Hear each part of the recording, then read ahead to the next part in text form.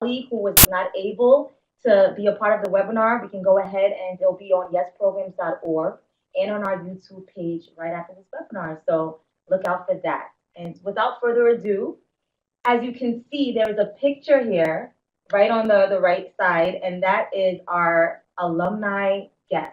And his name is Yutthakrit Chalermthai. And I hope I said this right, but he also is known as Nat. So Nat will be joining us from the YES alumni community to contribute to the conversation and also to present on his project. Because Gloria, I don't know if you know this, or you probably already do, but Nat has implemented over 10 projects. Amazing. So you need to please use Nat as so much information. And also after fulfilling his cultural exchange in the US, he just continued doing so many things. So without further ado, we want to introduce Nat. Are you there? Yeah, Nat, if you just want to hop on your video so that people can see your face, lovely face, aside from the great photo we have on the right. Okay. That's right, Sawadee-ka. That's hello. Yeah. Relief is making use of his Awesome. So, guys, can you see me? Thank you so much, Nat, for that. And again, everyone, I just want to remind you to please feel free to chat, ask questions, and interact with Nat and each other throughout the entire webinar. We will also have a brief Q&A at the end. So if you have any questions, please know that we are taking notes of your questions and we'll be able to answer them after. And now we're going to kick off our GYSD mashup. What is GYSD?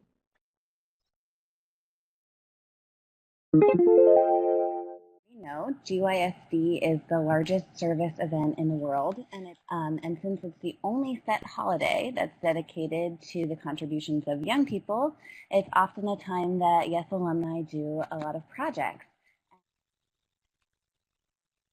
So why would you participate in Global Youth Service Day? There are many, many reasons, besides just making an impact on your community and developing leadership skills for yourself and the people you're working with. We also see it as a highly visible campaign that can help you and your organization raise money. It can provide a lot of extra visibility in terms of public recognition from public officials and a lot of other awards that maybe you or the youth you work with haven't had access to before. And so people use Global Youth Service Day in a variety of ways. It's really meant to be integrated into your current programs and not be a burden of something that you need to create that's extra. This year for GYSD, we really encourage you, the YES alumni, to align your service projects with one of these goals, with the UN, the United Nations Sustainable Development Goals. And it's the UN's mission to try to get the whole world working together on these 17 goals in order to help the world become a better place, to end poverty, to fight inequalities, and to tackle climate change. And they're in effect for the next 15 years. And I think the best thing to do about the global goals, about GYSD, is to align it with a global goal. Why? Because it narrows your project. You know what you're going to do, and it makes it easy to look for partners, makes it easy to look to plan, and also material are already ready. And anyways, always look for what your country's policy on the global goals, because then you know that your country needs this the most, and that you can help doing this by aligning your project to the global goals. And it has huge support, NGOs always support it. It always gives you a great support when you go to partners, because they know that you have the UN with you. So, my first GYSD, when I was in the States back in 2008, so I was I was a participant that time. And they have a soup kitchen in my area in Michigan, and they invite me to go to help feeding food to the poor. So that's our first start, and and I went to church, and then just surprised when they said they're gonna feed the poor, but when the times come, all those poor people, they drove in, they have car, they have cell phones, so it's really different from the poor who are in Thailand. So who are in other parts of the world, they might not have food to eat, or even like basic needs that they can get. So they don't have those things. So I was really surprised, for that with that of the definition of the poor people. So that's the first start and trigger my thoughts, and it was like, oh wow, I mean, like this is cannot be, it's not the same thing all over the world, and that's a trigger my ideas that, well, I mean, I can't. After I saw that on that day, I want to do, I want to do something. I want to make change in my community. So um, I was like, that's the first time that I involved with GYSD in the States. So and when I came back to Thailand, so I was in high school. I was just came back for a couple of weeks, and I still have my thoughts, my idea about doing those kind of things to make my community better. So I talked with my classmates and my other YES alumni in the area in my hometown, and ask them if they want, if they are interested in doing a project, and to help our our community. So we came up with the ideas that when we are out to the school, in the outreach school in our province, to teach English. And yeah, that's our first start. We just came up with, we were talking, and all right, let's do something, and we just asking friends and who want to volunteers, and those who are interested in, because we were really young, and we didn't really have money or to do anything big, but it's a good start for us. And we got a really support. We got a lot of support from families, from adults around us, and so. But yeah, I just started that, and so after that, I mean, that's the first time that I have my own project, and after that I keep doing that for years. So that's how I get involved with the GYSD. From that, because one of the things I love about your story is that you identified an issue you were passionate about, and you took it from there. And I think that's great advice when it comes to our alumni and people who are interested in projects. And also, you mentioned, Nat, before, that in high school it was difficult to fund one of your projects. What were some of the strategies you used to overcome that financial challenge? So as I said, we were really young, and but we learned a lot. We gained a lot of experience when we were in the States, and we want to come back and do something. So I have so as I said, I asked my classmates, I asked people who are interested to doing these kind of things, and try to connect the dots. And we don't have money, we have manpower, we have skill, we have knowledge, and try to connect, try to gather these people.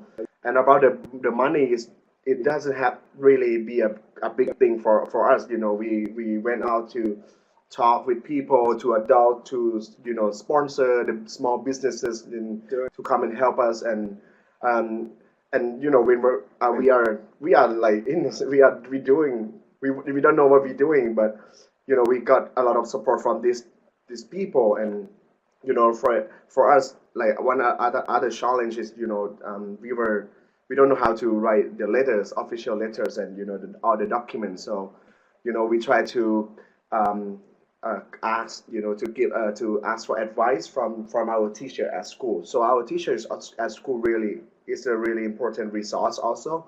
So try to bring out those, to see what we already have in ourselves. So we have people who are good at this, we have people who are good at this, and try to combine and put it all together. So it's, and then it starts. It's just, that's how easy it is. That's awesome. That is awesome. And I think that those are some great tips as well for just trying to overcome those those financial challenges. And we do have we're going to go back in time to some advice that we did receive in past webinars about budgeting. So listen in.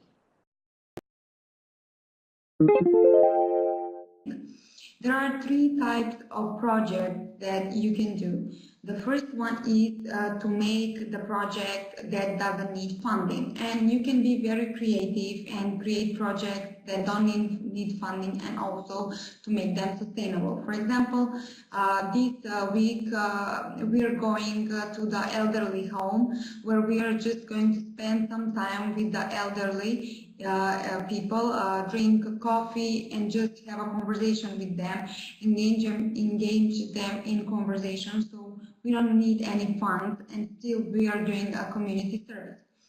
The second way you can do a project, it is to make the project to be self-sufficient on its own.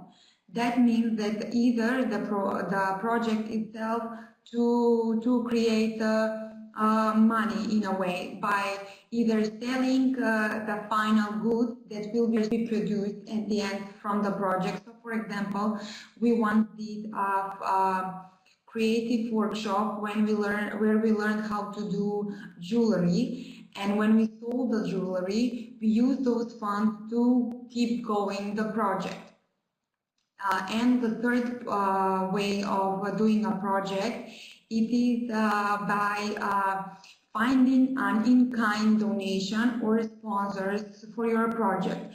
In particularly for the blood drive, we communicated with the local council, city council here in Skopje, and they informed us that there is a policy that everyone who donates blood receives a free lunch box, which is provided by them, because when you donate blood, you lose a lot of amount of blood from your body, and you need extra sugars. So that's how we resolved the financial part of our project. You always, when it comes to finance, you need to think outside the box. Even if sometimes it looks like there is no way you can do it, it never hurts to ask, for example, some company or some society, to ask them if they can donate, not the whole maybe part, but just at least provide part of the things you need. Sometimes that cannot, doesn't have to be things, it can be also some of the services. Out there is that GYSD is very useful. The tools, GYSD tools on the website are very, very useful, especially that I believe in the past we have also used using the templates, letter templates to get sponsors and partnership with other organizations.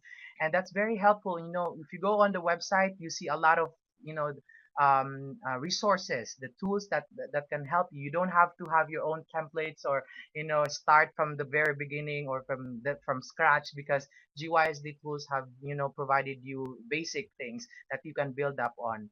And another thing is that one thing I want to emphasize as well is that a lot of companies, a lot of organizations in the communities have what we call CSR, or community service relations, or external relations for the communities. And you just have to find the fine way to convince them to join you, to support you, because in every organization there's always one part that that really works on social issues and in the community. So you just have to really have to be powerful.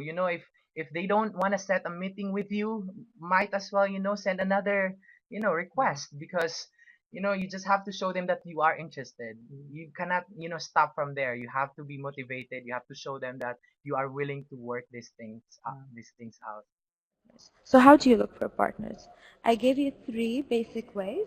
The first one is networking, second is research, and third is making phone calls. But now how are we going to approach them? I gave you 5 ways. The first way is always tackle why their collaboration aligns with yours. So why did you go to them? Why do you want that partner? What aligns? Does the purpose of your project align with them? Another thing is always make sure to know every single logistical matter of your project. You need to know every single bit of your project, because it's not nice when you're approaching your partner and they ask you something about your project and you have no clue. It's never approach your partner when your project is not done. Have everything done, and the only thing is missing is that you need a partner. The fourth thing is inform your partner on what it is in for them. So what would they benefit? Because mostly partners always want to know what's in it for them. Why am I doing this? What would I get? How am I going to impact the society? What impact is going to be on the youth? The last one is try not to sell your project from the first meeting or any first interaction, because that is not legit. It shows that you're just trying to talk to your partner to sell your project. No, get to know your partner, ask for another meeting, maybe approach emails, and so on. The second way to continue funding your projects after Global Youth Service Day is through crowdfunding. And so this is a way to use people's passion for your cause to your advantage. And so this crowdfunding is an incredibly powerful tool. It essentially uses what we call the mass crowd, many different people, I guess, and asks a variety of people to donate a small amount of money. So essentially it takes people's passions and asks for their support in any amount. And the power is that a lot of people can donate a small amount of money and you can end up with a really large amount of funding. We've seen lots of really great successful stories with crowdfunding, but first I want to mention about how these can be most successful. So really it's engaging your audiences. So what do people want to hear about? Sometimes I see people's crowdfunding sites really focusing on the main broad goals of the organization and what they're doing, and they aren't really specific to the project or to a story that's really talking about the success that this funding could have. And so my advice for crowdfunding appeals is really keep it specific. So what exactly is someone funding? What project, what impact will they have if they do give money? And how will they see the impact of that? So is it in the number of people educated? Is it in the number of trees planted? Things like that. These are two really good ones that I trust. One is Indiegogo, which you all may have heard about before, but I really like this site. And Global Giving. Global Giving is an organization that YSA works with directly. So those are two that I really recommend. We hope you guys enjoyed that, because I think budgeting, Gloria, I think we can agree, is so important. And sometimes it's hard to pitch your idea to get that funding, but these funding sites have made it easier, as Catherine did mention. So, Nat, we have a question. We were talking about the process of planning, and we would like to know what your process is, because I mean, you have like over 10 projects under your belt. So please share with us some of the strategies and steps to your favorite project. So my favorite projects that have been implemented when I was in college. So it was, in college was a good time. You have a lot of friends, and I always gather all the YES alum together. So it's a part of our southern traditional style, in the South Thailand. So we normally, after we have dinner, we drink tea. So we went out for tea. So we drink tea for a while, and then we always come up with we always complaints about the social problems, and we see the challenges in our communities, and now we were like, all right, let's do something. So we came up, when we start thinking about, okay, we should do this. So we come up with an idea of doing this thing, and after we finished drinking tea, so we went out to our our rooms, and one of our group rooms. So we went out there, and we were planning. So me and my other friends who are always want to share ideas, and and my other friends who are good at writing proposals. So we work as a team. So we came up with ideas. So we have to on the proposal, you have to description of the project, why you have this project. So what are the objectives? You have to make sure that your project will be know what it mean, and then know the objectives, and then we plan.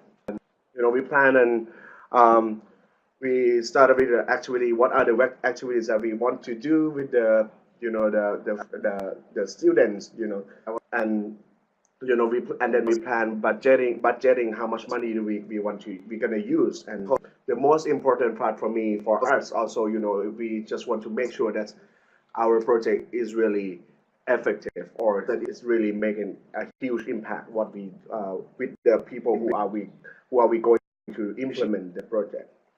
So my favorite projects, and that's the time we start. So we went out to the south of Thailand, and we have friends who are working with other organization, internet organization, which work with locals people, with the kids who parents has died during the tsunami years ago.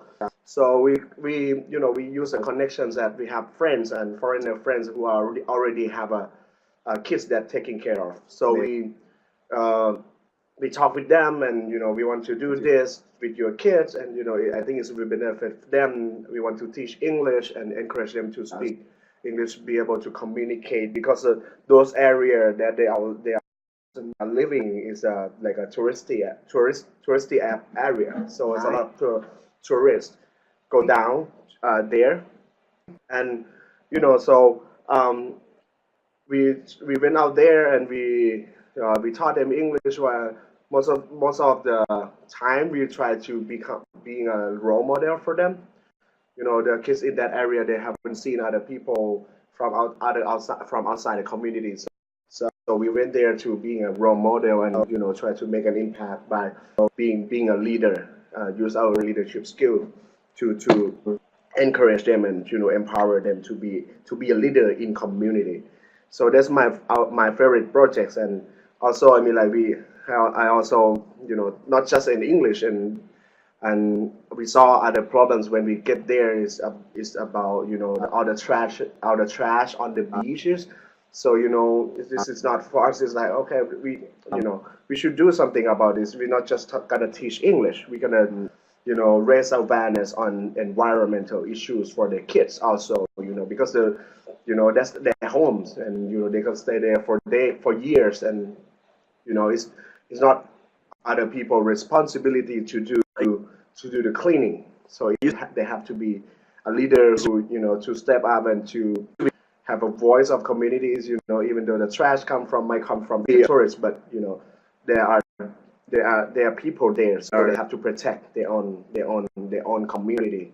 So yeah, we also come up with that.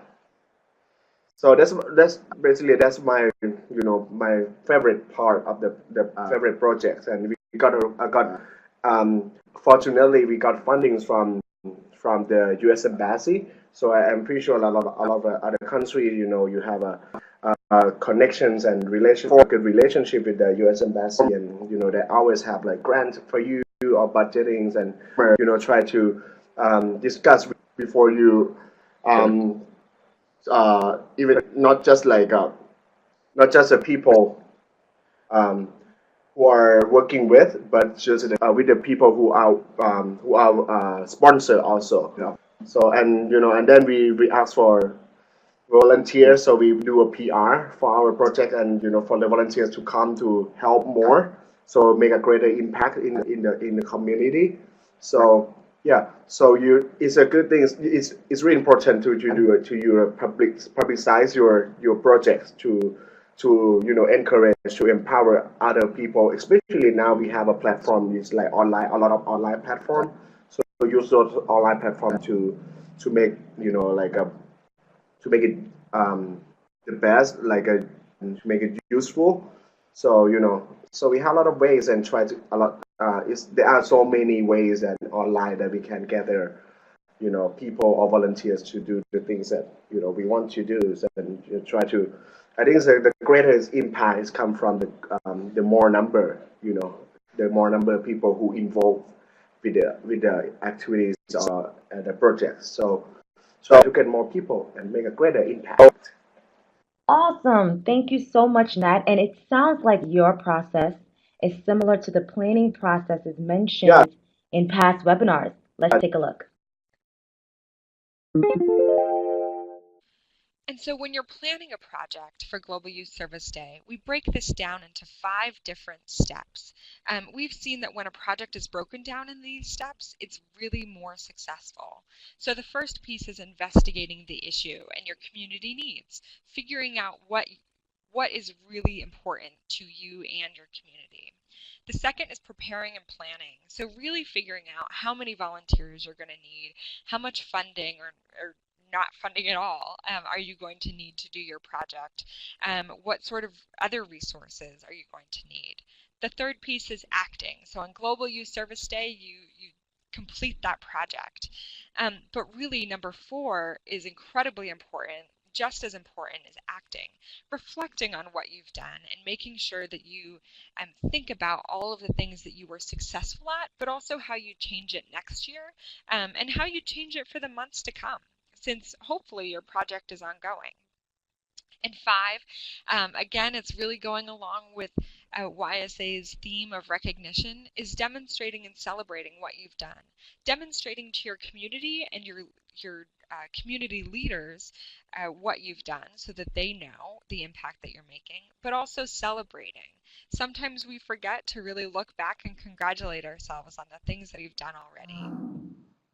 The first thing when you're starting out a project is you start with the community. First, what you need to do is you research either using surveys or maybe research among the alumni, among NGOs, everything like what is the need in the community. That need, then you combine it with the local culture and values because you want to create something that will be accepted by the community and something that will be a natural thing to happen in the community. So with a lot of Global Youth Service Day projects, people think of really tackling really large global issues, which is amazing, and I love that. But I think one thing that, will also ensure success is kind of starting smaller and making sure that your project goals are really realistic. Usually what we have on our end is that we have meetings of the YES alumni where we get together and discuss ideas about how to go about a certain project, and they also share their ideas. So that is also encouraged, and we have a list of ideas at the end of the meeting, which we finalize and then go ahead with the project.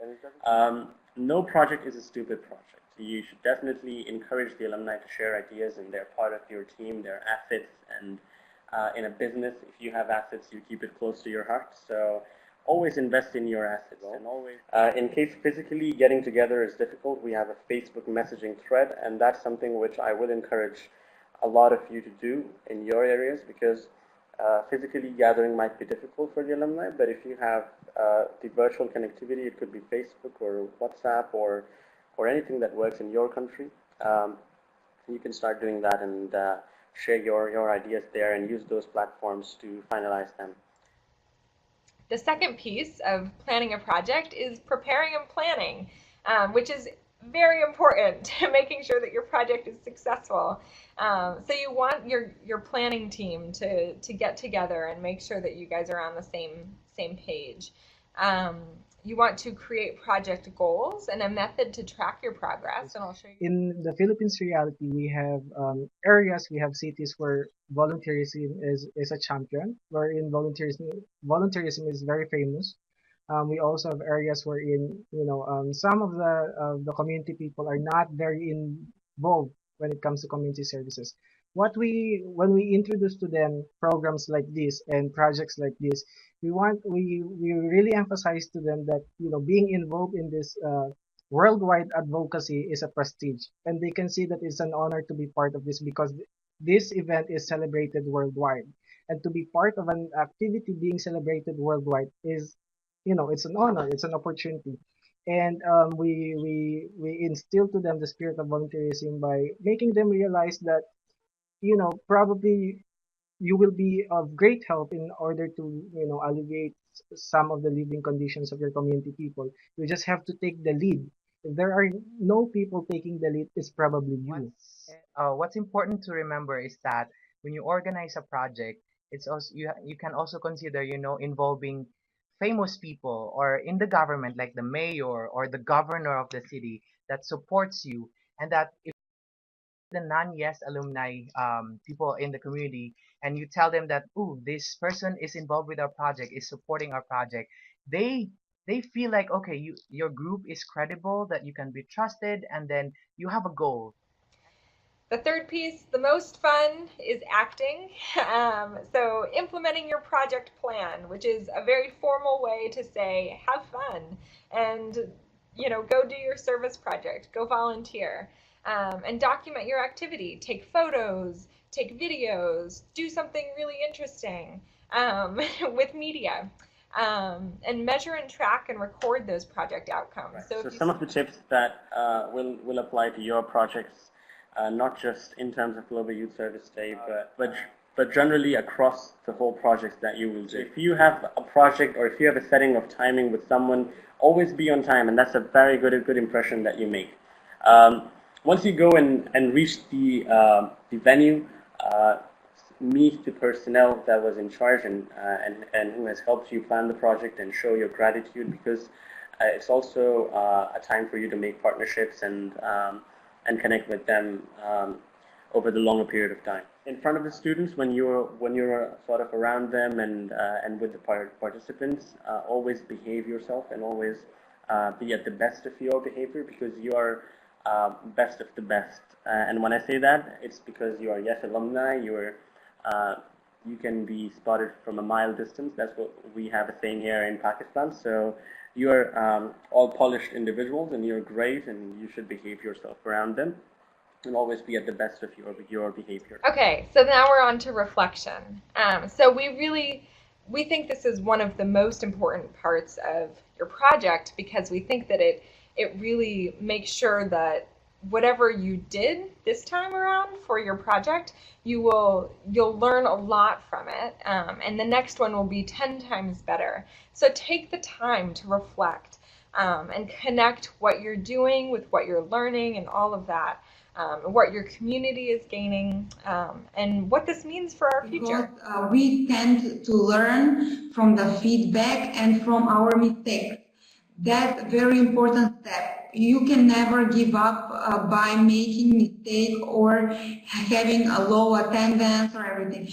You need to research and find out why there were less alumni showed or something did happen to the project, and try to take that as a feedback and improve it in next time you are doing that project. Trust me, it really helps for your motivation, first of all, and second, you become a better professional and you get even greater success from time to time next time. So demonstration and celebration is really about sharing your outcomes and your highlights, and teaching others how to replicate your project. So we actually think this is a great teaching mechanism for you to take part in, because we think that others really need to take what you've learned and try it out for themselves as well. So encourage others to replicate what you've already done, and then celebrate your success and thank all of your supporters. Crucial to making sure that they're coming back again next year. So we always encourage people to directly thank people, but also sending them a nice card or throwing them a party, or having an award ceremony for everyone. We have a bunch of celebration ideas as well on our site that you can look into. And also very important part, which sometimes we as alumni are forgetting, is measuring our success. In order to have a greater impact and show the world what you're doing, you need to somehow measure your success. You need to have evidence for that. Nowadays, it's very easy with our smartphones, because we can take photos and post it in the social media and spread out the word about the great work that our communities are doing. But also for our own statistics, it is very important to measure the success. This can be done in two ways, in quantitative or qualitative way. In quantitative way, it means the numbers. We can see how many people showed up, or if it's for example, food drive, how many items were collected, how many times the project happened, so the sustainability, how many alumni, non-alumni showed up. The quality part can demonstrate the need of the impact, how well we covered the need, or it can describe the journey of the individuals and the community. So there are different ways of how can you measure the success, but it is very important to do that because it is very important to share out the message and to create a bigger impact to your community by sharing that message and measuring your success. And one thing that I find is really helpful is that you assign one person in your planning group to be responsible. Or maybe, yes, alumni, you have someone who has completed the digital storytelling workshops. Have them be responsible for taking video clips, interviewing other participants, taking photos, and then that person can be the one that tells the story of your project. Yeah, make sure that you get quotes from the participants because then you really can find out what they're thinking and what their experience was, and it shows all the great work you're doing. Don't forget to register your project. Once you do that, you will have a bigger audience where you can share the impact of the project and create a more hype in social media. If you continue, if you finish the project, for example, on Sunday or Saturday or something like that, you should definitely post the outcomes of the project maximum in the next 24 hours. If you don't, you will sort of lose the value of the project, so don't forget to do that. And let's not forget that it's a great time for us to be making friendships and enjoy the experience and learnings. And it's for the betterment of the community, and it's for the betterment of the people. And the more you do that, the more outcome and the more good you will see in the people. Register your project. This is another reminder that we would love for you to go on to GYSD.org and register your project. All right. So can you tell how important it is to register your project on the GYSD website? That is gysd.org. Yes. And Nat, we went through kind of the flashback of project planning, but clearly, as you're a veteran in holding service projects, these are exactly the steps that you reviewed as well. You also briefly touched on your passion for environmentalism and how that's an important SDG. Can you go into some more detail about why this is so important to you and how you've consistently worked to incorporate that into your service work? Yes, the environmental issues is I think it's the great issues that we are facing all around the world, and it's just, we always say is to we can, I mean, like, a lot of people try to think of like a big things that they can do with the world, but actually it can start from like small things, and it's can be changed from your behaviors, and and like in your daily life, and you can do that, and you don't have to be go out to the protest, and it doesn't have to be that big, and so it's really important for the projects, and even though you do some small project with a small group of people, but try to keep in mind about the environment also, the resource that you use in the project, and try to make it worth it, the most useful from the resource that you have. And also when you go out to the communities, and as I mentioned, the projects I implement down south, and we realized from the reality of the communities, and see this is a problems, and this is challenges of the locals people that are facing, the trash, or the unclean water, and unclean the communities, and we went out there to see, so we can start changing from what happening. Not it's really important for us also not to think just imagine that you're going to do this for the community, but you didn't rely on the reality. So you have to realize on that. There come sometimes and you go out, and it's really important that make sure that your project is gonna make an impact to people, not and especially is a positive impact. Sometimes we think we are good, you would think we are cool, and then we think this is good for them. But sometimes it's not. It's not good for them in reality. So it's really important. That's why you have to do the research or to think beforehand. And environmental issue is it's easy. I think it's one of the easiest thing beside the education. We can go along with the education and environment to implement the projects, and not just we don't not just the activities that we do with the kids, but also is in ourselves in our daily lives. So yeah, it's I can't like I used to be a teacher. I used to taught science, and as a science teacher, you cannot just like you have to do this, you cannot do that, and but if you do it yourself, so you have to become a person who are a role model for those people also, not just you know so I want you to do this, but by be myself, I cannot do that. So it's really hard to tell people to change behavior if you don't do that, to become a leader on that.